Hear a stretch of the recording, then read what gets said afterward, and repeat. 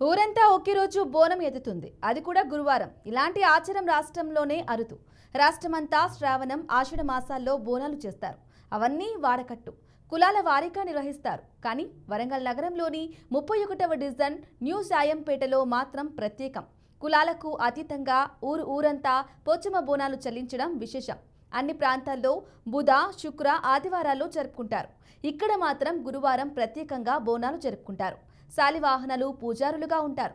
హనుమకొండ జిల్లా Hunter road new సాయంపేట్లో Pochamma బోనాల పండగ పూర్వీకుల నుండి వస్తున్న ఆచారం. అందరూ కలిసి ఒకే రోజు ఊరిలో అన్ని కులాల వారు పండగను నిర్వహిస్తారు. కానీ ఇక్కడ పోచమ్మ బోనాల పండగలో పూజారులు కుమ్మరులే. కనకదుర్గమ్మ ఆలయంలో అనాదిగా పూజారులుగా కొనసాగుతున్నారు. సాయంపేటలో ప్రతి శ్రావణంలో లాస్ట్ వారం బేస్తవారం పెట్టడం జరుగుతుంది.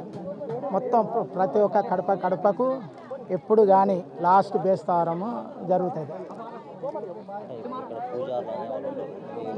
మాకు ఇక్కడ పూజారులకు కుమ్మరోళ్ళకు మాత్రమే ఎప్పుడు కానీ పొద్దున 6 గంటల నుంచి నైట్ 10 గంటల వరకు మొత్తం ఎప్పటికీ పూజలు జరుగుతూనే ఉంటాయి. ఒకరోజు మాత్రం బేస్తవారమే, మళ్ళీ నెక్స్ట్ ఇయర్ ఎప్పుడు కానీ పొద్దున 12 గంటల నుంచి సాయంత్రం 10 గంటల వరకు కూడా మన ఊళ్ళో విగ్రహం ఊరేగింపు ఉంటుంది.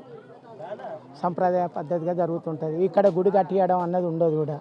ఎందుకంటే ఆ తల్లి వేయగాన్ల తల్లి ఇప్పుడు నేను అందరినీ జనాలను చూసుకోవాలంటే అందుకే మేము గుడి కట్టియము.